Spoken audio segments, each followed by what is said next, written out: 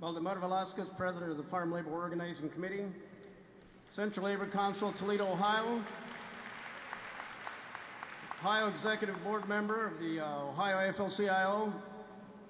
Brothers and sisters, I want to speak specifically to the legalization aspect of this resolution. The first, which has been spoken about already now, is the issue of compliance. If we are in a nation of laws, we have to give people a way in which they can comply with the law. And I got to remind you that crossing the border without papers is a misdemeanor. It is not a felony. It's like you running a red light or running a stop sign, okay? But you got the ability to make that right. America, this is a law that gets broken, that we have no way to make it right. We have to have a way for workers to comply and get everybody in compliance, including employers. Remember, for every undocumented worker in this country, there's an undocumented employer taking advantage of those people. Secondly, I want to address the attacks that we're going to get as a labor movement from these talking heads on radio and TV. They're going to say, there's those labor guys again. All they're doing is doing this amnesty. I say to them, so what? Amnesty is an American tradition and an American principle that's embedded in our institutions in this country. See, they don't call it amnesty. They give it another name. Like in our system of jurisprudence, right? They call it plea bargaining, right?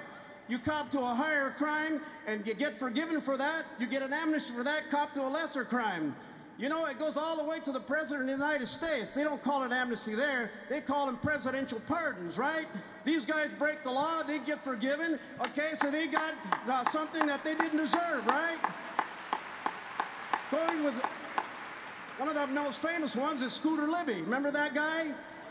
And remember his buddy in the White House who deferred his prison sentence? He got amnesty. I'd like to see him on Lou Dobbs and ask him what he thinks about amnesty. The third is what has been spoken here, and that's the issue of moral imperative. My brother and sister, with all respect to the religions of the world, my Judeo-Christian heritage tells me the following.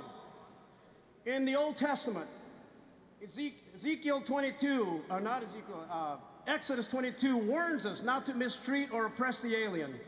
The book of Numbers, chapter 15, verse 15 says that we shall govern the alien with the same laws as we govern ourselves. So let's get right with God, because if you don't, Ezekiel 22, 29 and 30 warns us he's going to be really ticked off if we do these things to these aliens. Finally, in the New Testament, those of us who call ourselves Christians, we are recipients of the greatest amnesty in the world. Didn't Jesus come and take all our sins, everything we ever done wrong, all the laws we ever broke, took him to the cross and say, you're forgiven? And who are we to deny him to anybody else? And finally, my brothers and sisters, let us be like the founders of the great unions in this hall. They were all immigrants. Many of them came here without papers. So they start organizing the people, and now immigrants are joining unions at the greatest rate of any segment of the population. I'd say let's be like the founders of your unions who came to this country and organized unions. They didn't say what country you are from. They only said, which side are you on? I'm going to be on your side.